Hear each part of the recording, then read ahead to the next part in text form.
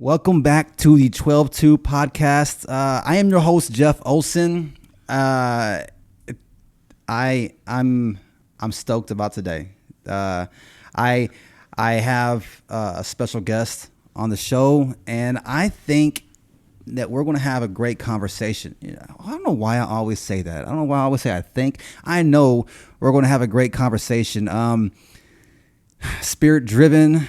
I don't like to do anything without the Lord's approval, and so I've really prayed about this for a while. Anyway, before we get started, like always, I want to give a special thanks and a shout out to the donors that we have for the podcast. I wish that my words was sweet enough and could really describe the way that I feel when I think about you guys, the way God has allowed y'all to or the way that you have allowed God to use you guys to help make things happen on this. Because without you guys, this would be so hard to do. So I don't want you to think that you guys are never unnoticed. And I mean, from the equipment to the gas to the place that we are able to record, everything has been donated, man. And that right there is, in my eyes, almost unbelievable. And so I just really, really want to extend my thanks to you guys. I think you guys are awesome, and I really pray that the fruit that comes from the show reaches out and it really impacts the kingdom. That's the whole point of it. Just to where we can help somebody who needs help. And the thing about it is sometimes people need help and they don't even realize it. Mm-hmm. And that's really the dangerous part, is when someone really doesn't even know they need the help. But nonetheless, today I have a sister in Christ, a special friend. Her name is Kryslyn. Kryslyn, how you doing today? I'm great. I'm blessed. All right. I'm so glad you're on the show. First off, before I start anything, I want to tell you thank you for coming on the show. Absolutely. So I've known you. How long have I known you now? 3 years, maybe? 3 or 4 years, somewhere around there. Somewhere around there. I met you through ministry. Mm-hmm. Was doing street ministries when I met you. Mm-hmm. And since then, not that I just been like keeping my eye on you, but of course, I watch, I notice things, and I see everything on social media, and plus I just see your spirit every time I see you and talk to you. There's a joy in you. There is a definite confirmation of the Holy Spirit that dwells inside you. And so, I first off, I just want to let you know that I see that. I recognize that. What's that old saying? Real recognize real. Amen. I can recognize it in you. I see it in you. So today we're just going to have a smooth transition. I know you're kind of nervous, figured out what we're going to say, but don't be nervous. This is Man, we're so late. I'm telling you, this is a laid back thing. It's just like it's like you're coming over to my house, or I'm coming to your house, and we're just watching some TV, chilling, eating some barbecue, some wings. Yeah, I like Some some wings. I like some wings good. too. Yeah. So, you like Yeah. hot wings? You like the I like mild hot. wings? I like hot. Yeah. I love the hot wings. Yeah. The hotter the Gotta better. have a little bit of ranch in it, though. Of course, I can't do it without ranch. Cool it down a little bit. I messed up one time. I got some hot chicken tenders one time, right? And I got like the fire hot. What was it? Like At Dave's Chicken? yes. Oh my! No. And they didn't. Yeah, they didn't have the ranch. I was like, why do you okay. have something like this and not have ranch? Yeah, they're My mouth, hot. I couldn't breathe. Yeah, they're hot. They are hot. They don't have nothing to cool it down with. I haven't gone back since. Yeah. So And they pricey too. A little bit pricey. yeah. So Shout out Dave's Hot Chicken. Yeah, shout out. shout out Dave's House Chicken, We man. need some ranch next time. Buy some ranch. Make your own ranch. Do A little something, gravy man. or something. Put some gravy on the side or something. For sure, man. Or an extra piece of bread or something, you know. Actually, yeah, the bread would help. Yeah. The bread would help. So, tell me a little bit about yourself. Where are you from? I am from Hillsboro, Texas, born and raised. Hillsboro, Texas, small town. Yes, very small. Born and raised. Yeah. Well, so tell me a little bit about yourself. About your you growing up. Help me understand who Kryslyn was up to this point right here. All right. Okay. So yeah, born and raised in Hillsboro, Texas. Both of my parents have been married my whole life, so they did a really good job trying to raise me up the best way they could. I was the baby. I was the baby of the family. I had an older sister that was 17 years older than me. Oh wow. Yeah, my brother was 7 years older than me, so I was like the baby, and I was like, not. My parents didn't know I was coming, if that makes sense. Yeah. Like they literally had just bought a house. It had 3 bedrooms in it, one for my brother, one for my sister, and one for them. And so, surprise, here I come. Yeah. And my sister was not having it. She was like, oh my gosh. She was like, she's not sleeping in here with me, you know? And then so I had to, you know, before I was even born, I had to like get put in there, you know? I was a, what do you want to say? Like, I was a surprise to everybody. But nonetheless, you know, I fitted in somehow, some way. My sister ended up moving out, so I ended up getting that room. Hit dice. Yeah, right, right. But yeah, my dad was a car salesman growing up, so he was like busy working a lot of hours. My mom would stay at home. She literally was the first person that showed me what unconditional love was growing up. My mom went above and beyond raising us kids and making sure we had what we need. Of course, my dad was a provider, but growing up, you know, there was, you know, just like any other family, there's a little bit of dysfunction, you know. Yeah. I think that at a young age, you know, not having my dad around as much as, you know, could have been because he worked so much, I missed out on that father figure. That love from a father, you know what I mean? Yeah, for sure. But anyways, so growing up, I kind of started rebelling at the age of 13. And, you know, that's that age where you're like, I'm going to try and figure things out on my own.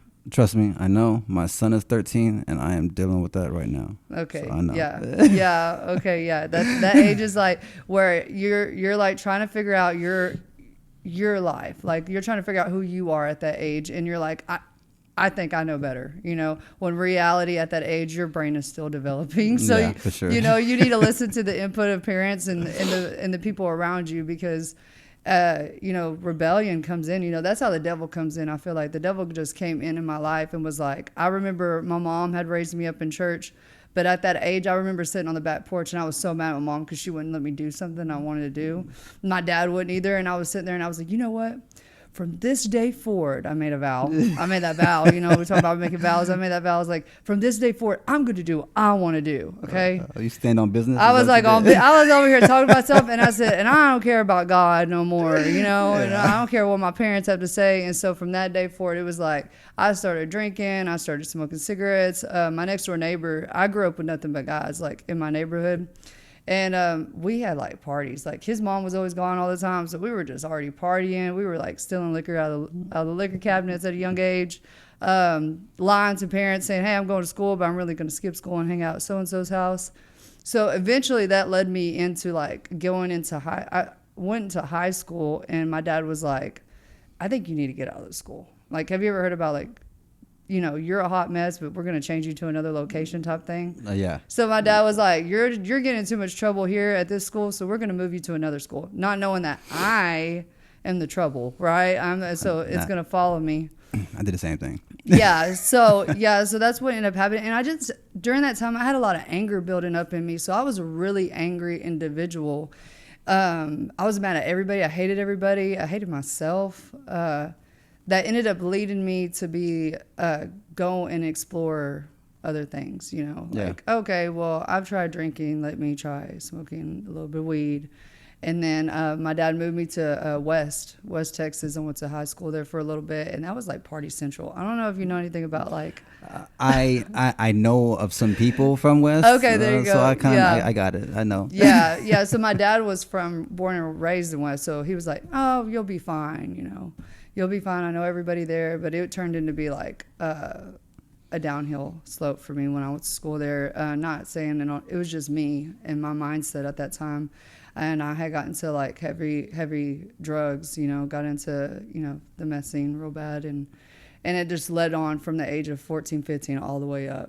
I ended up going to prison at the age of 18 for the first time, hanging out with friends, thinking my ride or dies. And then they flipping on me and telling on me. And I'm the youngest one in the group. So I did my first time in prison. I did 2 years. I got out at the age of 21. And I was like, oh, I'm not going to do drugs no more, but I'm going to drink a little bit, right? Because I'm 21. I can do this legal, right? Yep. And it ended up taking me down another road of, like, loneliness and down that dark road of going right back to the same thing. Went back to prison. And it was like I got back out. I started, thinking, oh, I can sell a little bit of drugs. I can do this and not do it no more. And then it just went, If you know, then you know. I already know. You know that you know. Oh yeah, I'm gonna do this, but then it's just in your face, and the devil's like, "Hey, you're already playing with what I'm giving you. Let me just go ahead and ruin your life." Yeah. And so that's what ended up happening in 2014. I had seven felonies on my record. I had bonded in and out of jail 3 times. The last time I had a $500,000 bond, December of 2014, and there was no getting out for me. And I had literally lost everything. Like, I had lost my mind. I had lost my family. My family was done with me. Lost my car, my job, the house I had. Everything in my life was completely broken and down to nothing. And I just didn't have any hope inside of me. Like, I was done with myself. Yeah. I didn't care at that point, like, if I died or if I lived or whatever happened to me. And I felt like prison was my other home because I had been there so many times that I was like, this is where I'm supposed to be at. So during that time, man, it was so crazy because it was like God was already moving in my life, and I believed in God. Because look, I don't know if you've ever heard somebody say, I hate God, but you also don't believe in God, right? So I was like, I hate God, but how are you going to hate someone if you don't believe in something, right? Yeah. And how are you going to pray to someone whenever you're in trouble if you don't like them? And so I was that one. I was always on the sideline with everything. I was like, okay, God, please, I'm passing by the jail. I'm going into town tonight. I'm on the run. I'm like, Lord, please don't let me go to jail tonight. Lo and behold, getting put in handcuffs, getting arrested, getting taken to jail. And so it made me even mad. I was like, man, God, I don't want to go to jail. Why are you doing this to me? So I'm sitting in there, and there was a lot of women surrounding me with faith. They'd be watching Joel Olson on a Sunday morning in county jail, and they're like, you want to read the word with us tonight? And I'm like, no. I was the same way. I was like, bro, I'm not good with that. I was like, I was that one that, like, out in the street life, people be jamming. They be doing drugs and jamming the Christian. I'd be like, you better turn that off right now. Because, look, I am not getting striked down right here, right now, playing with y'all. Someone says, like, and along the lines, I hear people all the time, they talk about, well, I'm scared of evil. These demons are attacking me. But yet they say they don't believe in God. Well, I mean, there's no evil without good. Come on. And the only thing that is good is God. Yeah. So you have to know that there is an opposite. Well, and let me correct myself. Evil is not the opposite of God. Let me correct that. But you know what I mean. Evil is the absence of God. Mm-hmm. All right. Let me just say that. Yeah. So you have to know that there is something. Yeah, that blows my mind too when I hear people say that. I'm sorry. Go ahead. No, you're good. No, it's true. And so I just recognized myself now for how stupid I was. I was just like, girl, you were so dumb. But those people were surrounding me, and then I didn't know, like, at the time that God was like trying to get my attention. Like, hey, girl, like, I'm trying to bring you over here to me. And so I got my time. I got sentenced, like a couple 4-year sentences and a 5-year probation sentence all at the same time, running concurrent. So I went to prison, and one of my friends, I'll just tell you real quick, she ended up inviting me to go to church. Plain State is a huge women's unit. It's like a transfer unit whenever you first get to, what's it called? When you get first put in intake. And I was in there, and man, I was a hot mess. I mean, there was availability to get pills and all that. So, and I was hanging out with my friends, and they were doing anything and everything that was not legal. And my one little friend, she took me, she's like, let's go to church today. And I was like, man, I don't want to go to church. And she's like, come on, just go. So I go, and it's like over there was like so many women, because it was about like 2,000 women on that unit, I want to say. Wow. So when you go to church, it's like a huge, it's huge. There's so many women in there. And I'm sitting all the way in the back with my friend. And, I'm talking to my homegirl over there. I could see my other friend over there. And this biker dude is up there telling his testimony. And he's like, all I hear was these words, like, you're wondering why this is your 3rd time in prison.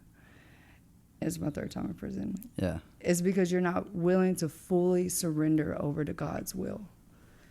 And if that's you today, it was just like my ears perked up, and I was like, hold up, that guy don't know me. That guy don't know me. And then I was like, he's like, if that's you don't have to come up here to this altar, but you can go say your prayer to God.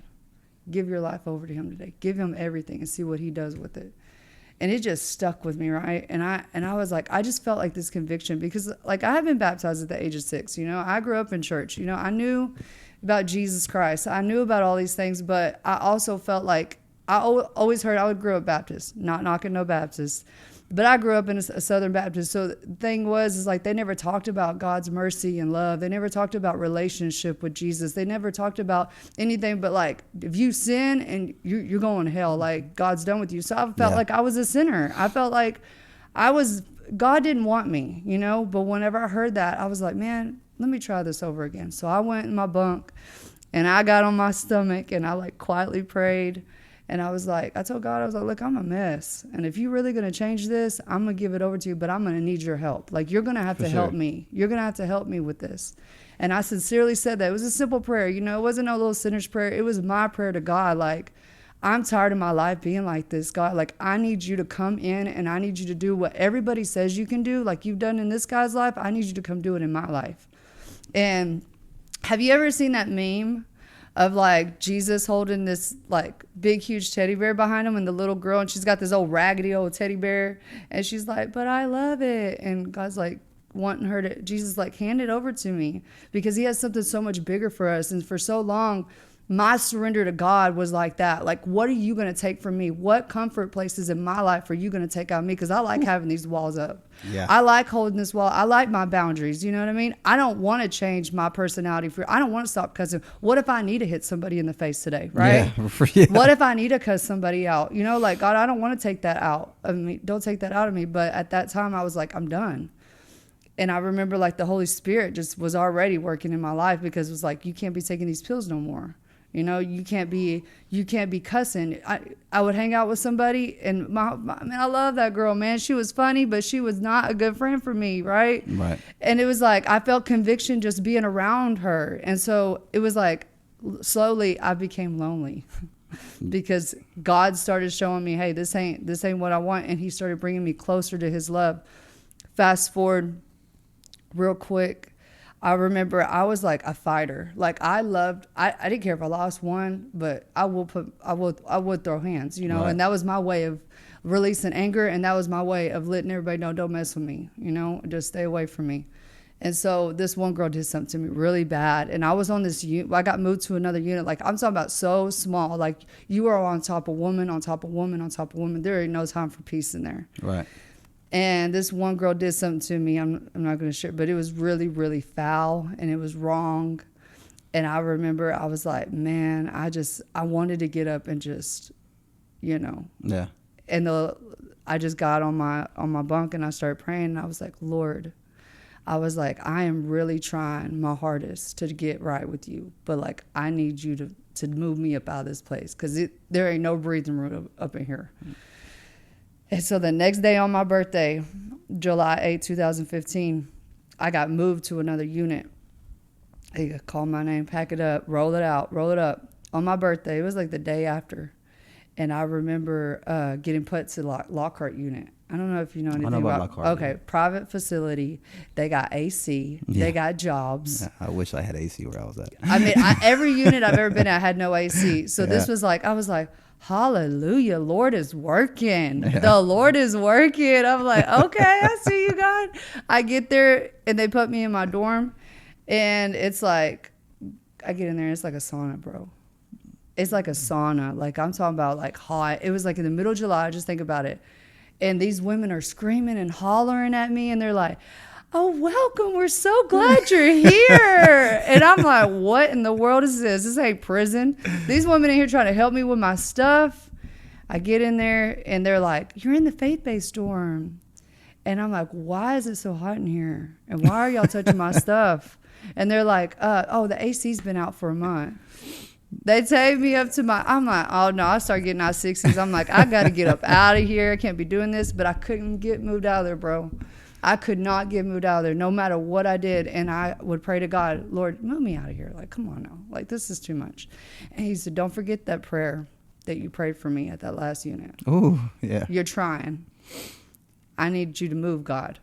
That was God moving for me. God was telling me, I need you right here. So I stayed in that dorm, and it radically, God started revealing himself to me. I was in classes from Monday to Friday, reading his word, being, discipled, being built into what God was calling me into, and breaking things out of my life and healing me from things that I had held for so long and setting me free and free and free, right? Right. Who the Son sets free is free indeed. Well, there were some levels that God needed to get right with me so I can be able to get out.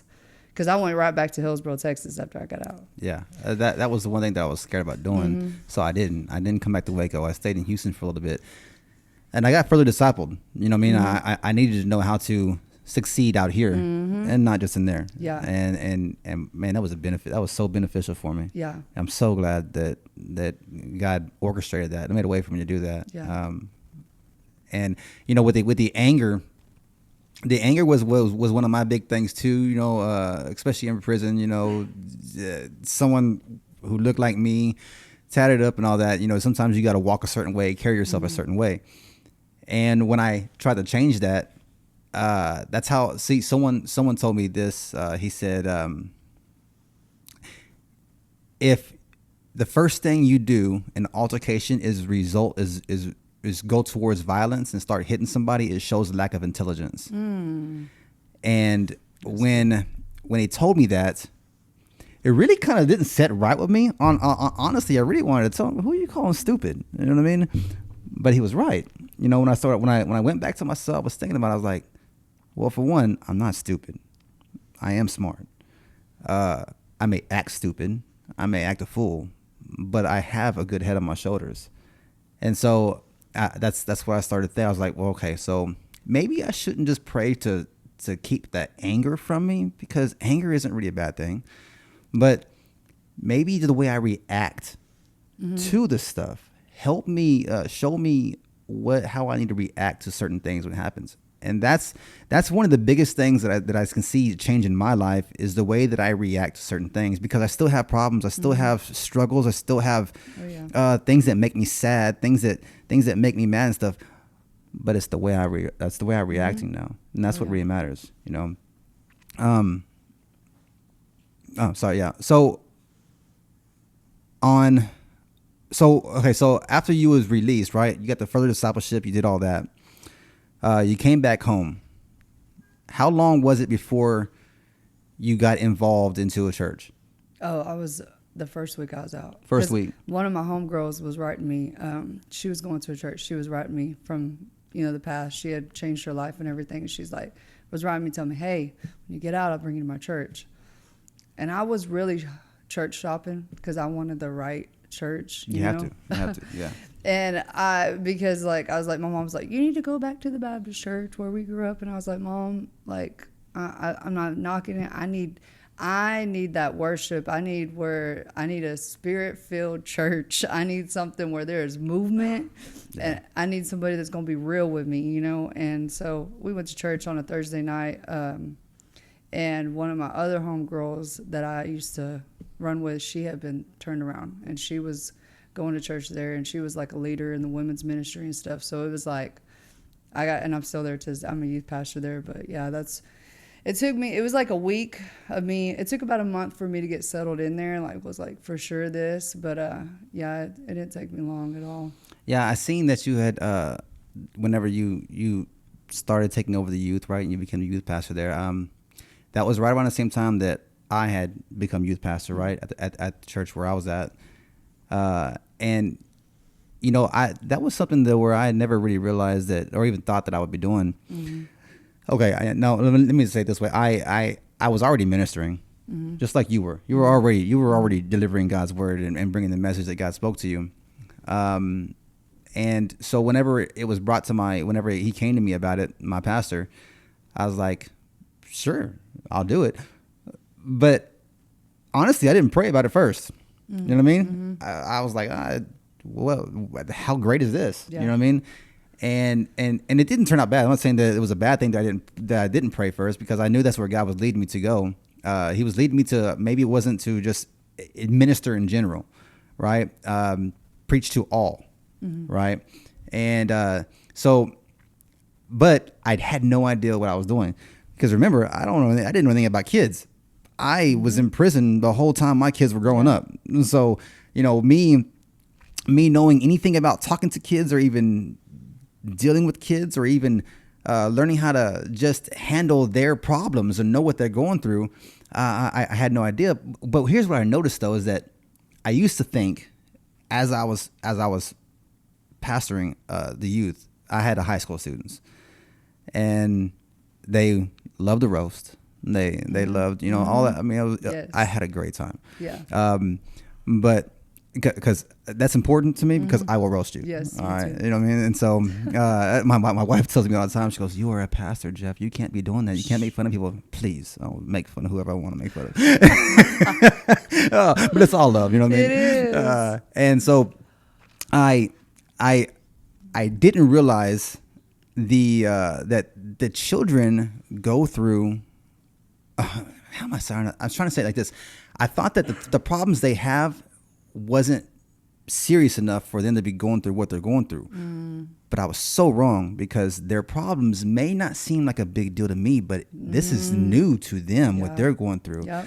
I have been through what they've been through. So when I hear them going through, I'm like, it's not really big, but really it's a big deal to them. And I remember when I was their age, it was a big deal to me too. Yeah. So it wasn't that I was learning. It wasn't that I was only teaching them. I was learning from them too. Yep. You know. You were being reminded. I was being reminded.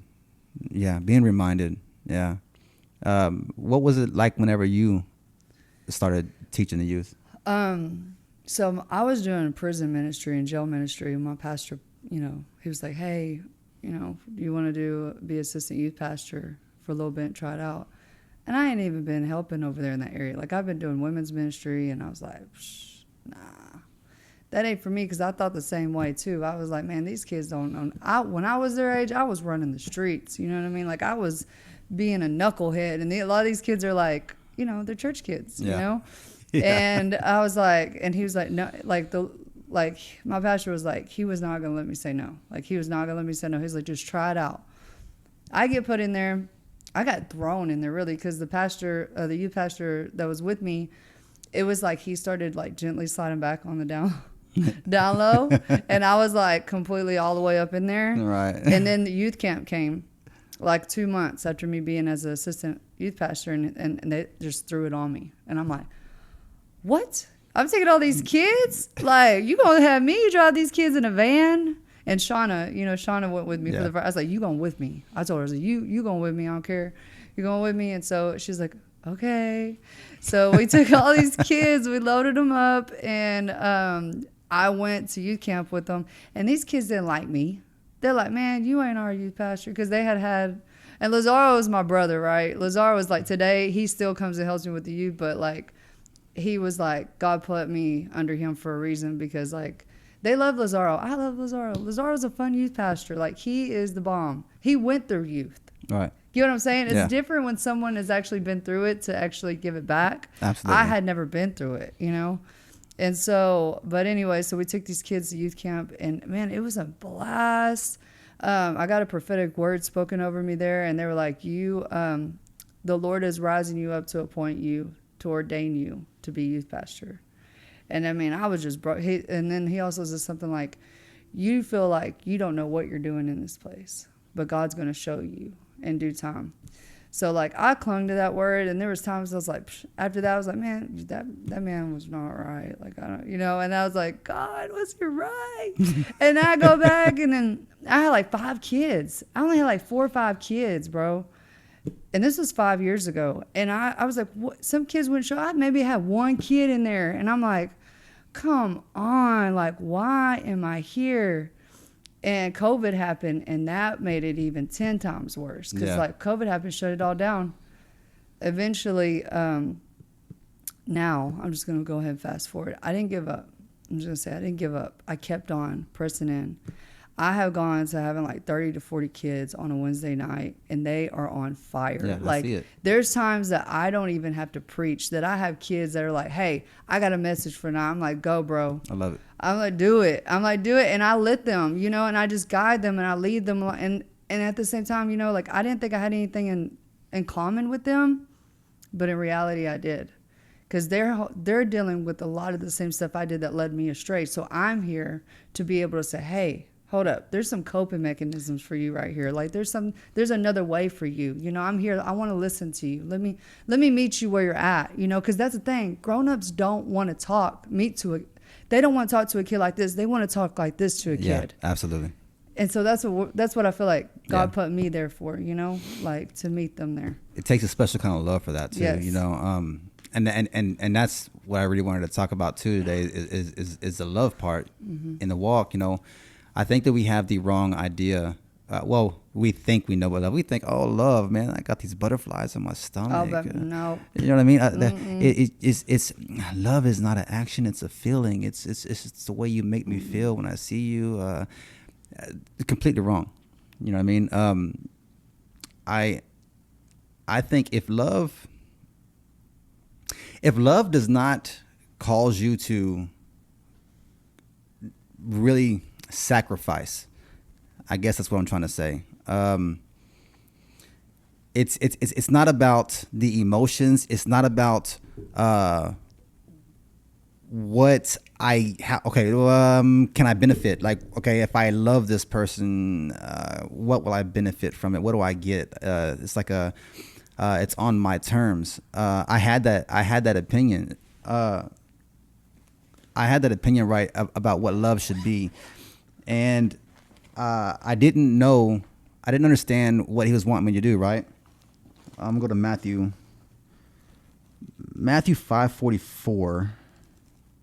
If I'm not mistaken, this is the verse when I read this. Hold on.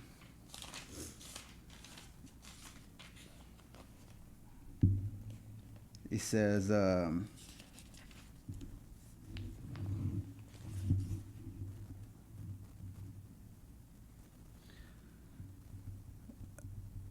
but I say, love your enemies. Mm-hmm. Pray for those who persecute you. In that way, you will be acting as true children of the Father in heaven. Mm. Love my enemies. How do I love my enemies? What that mean? So then I was telling me, and when he said, then you would be like a true children, like the Father in heaven. Then I was thinking, I was like, so if I'm modeling that, and if I'm supposed to model Christ, there was a lot of people that was against Christ. You know what I mean? We could say they was his enemies. Maybe not enemies to him, but they was enemies against him. They was going against him. And yet he loved them. I mean, one of the very last things that he said was, forgive them, for they know not what to do. It made me realize that whenever these people are really giving me attitude or doing me wrong, they don't even really realize this has nothing to do with me. It's not me they don't like. Mm-hmm. They're dealing with some stuff. Mm-hmm. There's some problems they're going through. They don't really know what love is. So let me show them what love is. And in order for me to do that, I had to really love my Father. I had to love, Jesus. I was like, okay, well, how do I express that? And I was like, okay, well, I know how to express that. Sacrifice, I can do that. I'll give you some of these things that I'm holding on to, some of these areas in my life. But I was holding on to the small things. Mm-hmm.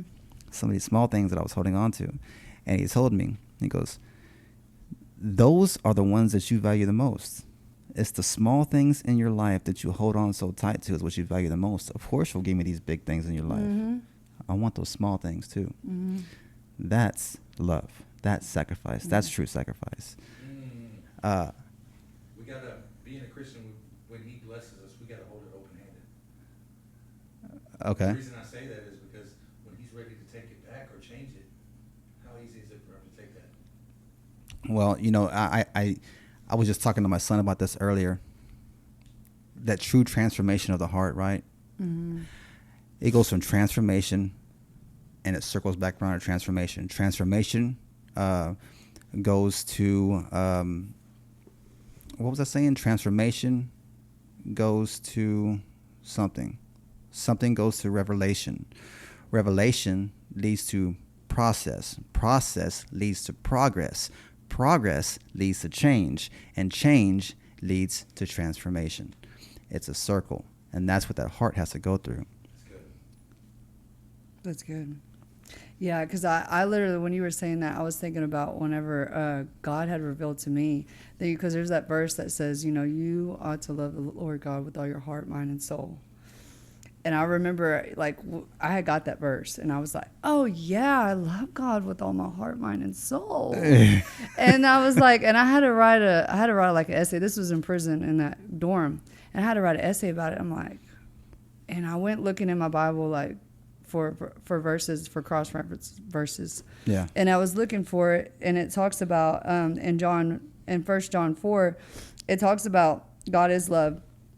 But then it talks about, we love because He first loved us. If anyone says, I love God, yet hates his brother, he is a liar. Yeah. For anyone who does not love his brother whom he has seen cannot love God who he has not seen.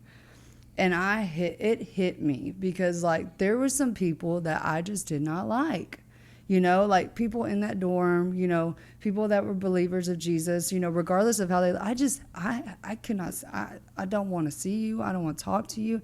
And it hit me. I was like, if I can't love people, I read something the other day when I was doing one of my studies, and it said, we love others the best by loving Him the most. That's good. Yes.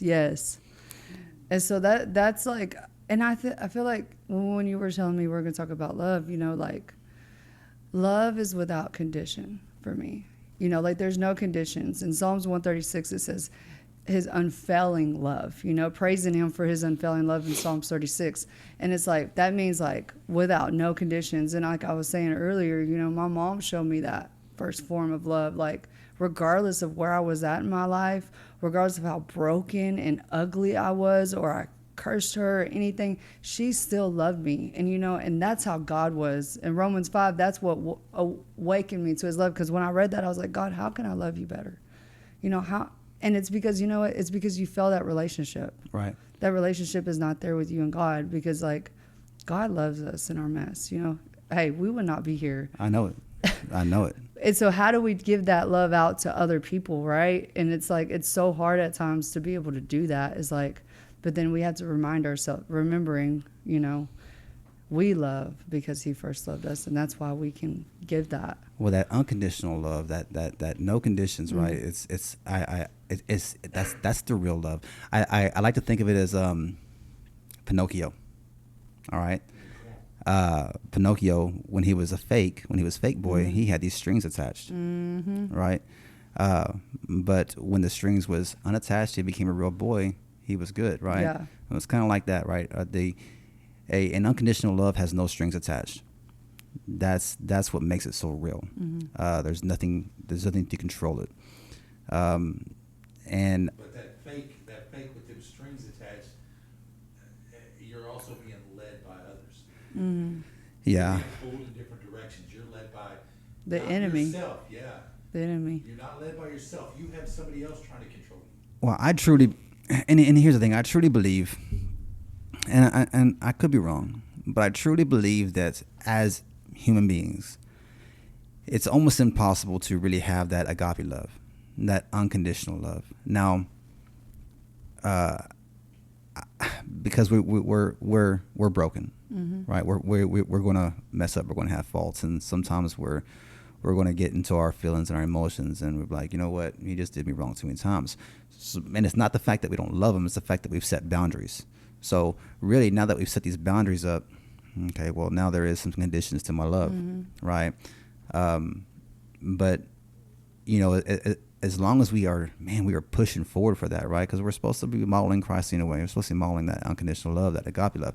I mean, you know, but I think most of us really, we have that phileo love, right? That brotherly love, right? Sisterly love, stuff like that. That agape love is really, really, really hard.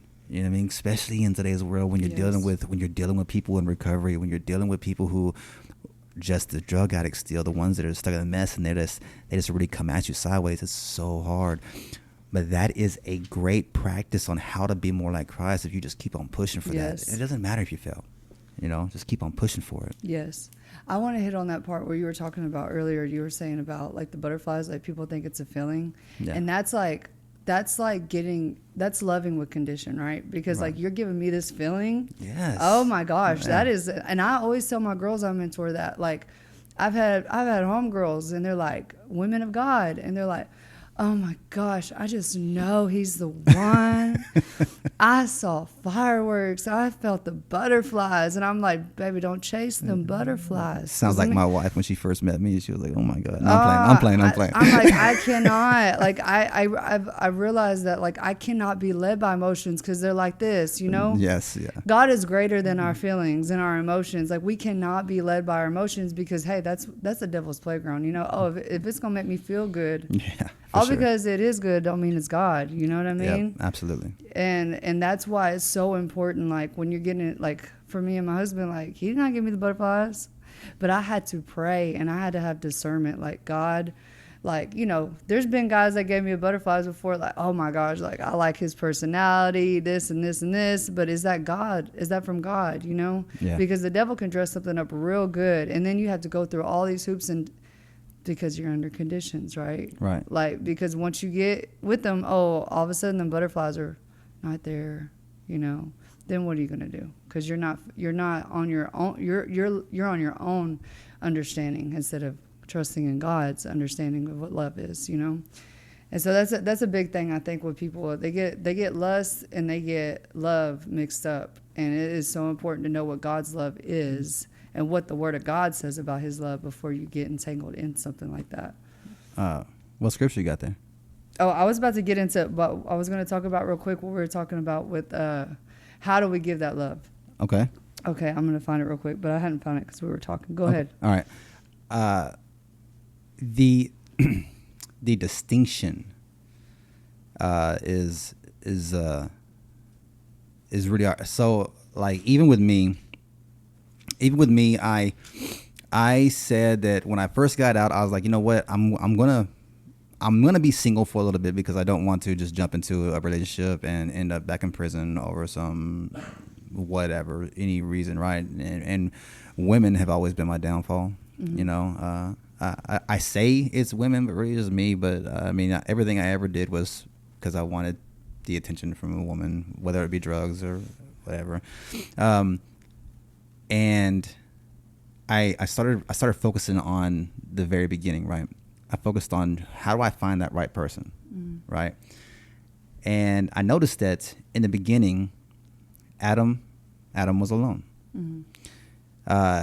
And he was so consumed with God's presence, they walked hand in hand, that Adam didn't even realize he was alone.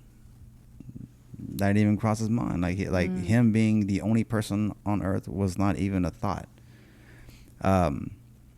He was so consumed and so intimate with God. Because of that, God rewarded him with a woman that was perfectly fit for him. perfectly fit. We're talking like this is you. I created her from you, so she is yours. This is literally. This is a piece of you. So when I was studying that, I was like, okay. So if all I have to do is walk with him, be so intimate with him, be so consumed with his presence, then he will bless me with the right woman. And I did it. I walked it. I mean, it didn't take me long, 9 months maybe, after being out. But he gave me a woman that was perfectly fit for me. A woman that she was friends with them, and I was friends with them. But we didn't even know that each other was friends with friends. All of her friends knew my friends, and my friends knew her friends. So we just kind of like, it was like, I couldn't have found a better way to fit into a relationship to where things just meshed so well. That's how I know. I know that he orchestrated our relationship. I'm so thankful for my wife. I'm sorry. Go ahead. No, I love it. That's awesome. No, it's perfect. I never thought about it like that. Like how you mentioned that with Adam, because it like in where you said like whenever it's like how all the dots connect. Yeah. Because I know when I first met my husband, like it was not like he was on the same path, like he was walking with the Lord and everything, but like he knew all the same people that I knew and literally he lived 5 miles down the road from me. We went to the same gym, all these different things, and then we never crossed paths. And then all of a sudden it was like a mutual friend of ours just like, hey, I have this friend, maybe y'all should meet. And I was like, he can meet me at the park. At our outreach event is where he can meet me. If he wants to meet me, he can meet me at the church, because that's what I want to see where he's at. Like, right. And it took 6 months for me to finally say, because I was praying, I was writing to God, and I was like, telling God, me and God were, we were doing our thing, talking. Right. He was doing his thing with God, talking, and then it was like God started confirming more and more. So he asked me to be his girlfriend, and I was like, I got to pray about it a little bit more. He's like, dang, 6 months into this, you still got to pray? And so listen, I told him, I said, I pray. And then, okay, we went to Christmas together, okay? And I wanted to see how things were around my family with him, because that was like a big thing for me. Like if this is going to go good, like it's going to be like, like everybody's going to mesh well. My brother and I we have been distant for a long time because of my lifestyle I chose to live. So we are like, have been mending our relationship over these past few years. So I was like, if my brother is good with it, then it's like, I know it's going to be good, right? So my brother was like, just talking it up with him. It was like his old lady texted my brother's wife texted me the next day. She's like, we all need to go out to eat sometime. And I'm like, yeah, okay, that sounds great, and it was just like that was my check mark for me. So I pulled my husband up, and I was like, okay, we need to talk. And he's like, okay. He's like, because I got this serious look on my face, and I'm like, he's like, is everything okay? I was like, yeah, I'll be your girlfriend. And he was like, really? And and that's how it went. And then, it was just one step after another with that. Is it perfect? No, but God's been in the center of it. Like we can't, sure. and that's the thing. Is like when you get into that commitment, God's presence, His Word, has to be, and that's equally yoked, right? Because that's the only way it's going to work. If it didn't come, if it wasn't meant to be by God, then it's going to be like a rough roller coaster. All that, what I mean? Yeah, absolutely. But yeah, I wanted to share this verse real quick about how to love others and why we can do it. It's 2 Timothy 1, and everybody knows this verse, 6-7. It says, for this reason, I remind you to fan into flame the gift of God which is in you through the laying on of my hands. For God did not give us a spirit of timidity, but a spirit of power, of love, and of self-discipline. Amen. And when we're busy doing the things of God and we're busy spending that intimate time with Him, guess what? We're fanning that gift inside of us. If we're not doing that, if we're not fanning that flame inside of us, what good are we, right? We're led by the opposite of what God has already given us. And so anyways, I just wanted to share that real quick. Well, it wasn't so bad, was it? No. I told you everything's going to find. No. I think we had a great podcast, man. I think it was great. We are out of time. We're gonna wrap things up, man. You know, before we go, I want to tell you that I really do appreciate you, and you may not feel like you are, but you are inspiring. All right, and I thank God for you. I've been able to work side by side with you in ministry. I've seen you work in ministry when I was just standing in the behind the scenes. I think sometimes I get so caught up because I'm always involved in ministry, right? Or I jump into this, or I'm leading a ministry, or I'm doing something, right? And I never really get a chance to really just watch. And so when I do get to watch, I'm so blessed by it just to see it, you know. And so I see that I see so much in you, and I'm blessed to have you as a friend and sister. Before we go, and before I let out, I want to again give another shout out to the donors, to everybody who is a part of this podcast, man. My son back there, Cameron, the cameraman, Big Country, man. You guys, I mean, I couldn't do it without y'all. You know what I mean? Anyway, tune in, guys. If you guys did not catch the last episode, which will be aired soon, this, like I said, didn't really make sense. I'm fixing to air an episode tomorrow. So tune in and catch that. If you guys were not able to catch that with Corey, man, that was a powerful one. That was really good. What do you think, Tony? That was a good one, huh? It was really, really good, man. Yeah, I enjoyed it. Hey, I want to share something with you real quick. Yeah. I just want you to read that real quick. The best is yet to come. Like, this is nothing. And oh my I just want to gosh, that say, is so good. like, your inspiration and your dedication to the Lord, like, it's just going to continue to expand, right? Because I just want you to know that you're a blessing. And I see you.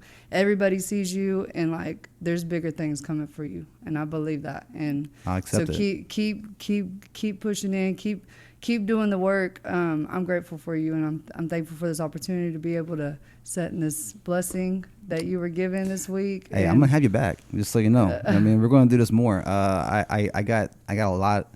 I'm so blessed because I have right now. I never thought it, but right now I have like 7 shows lined up. Awesome. That's awesome. Wow. God is good. You know what Yeah. I mean? You know, wow. It's gonna keep coming. So anyway, thank you guys so much, and thank you. I love you guys, man, and I will see you guys next time. All right, later.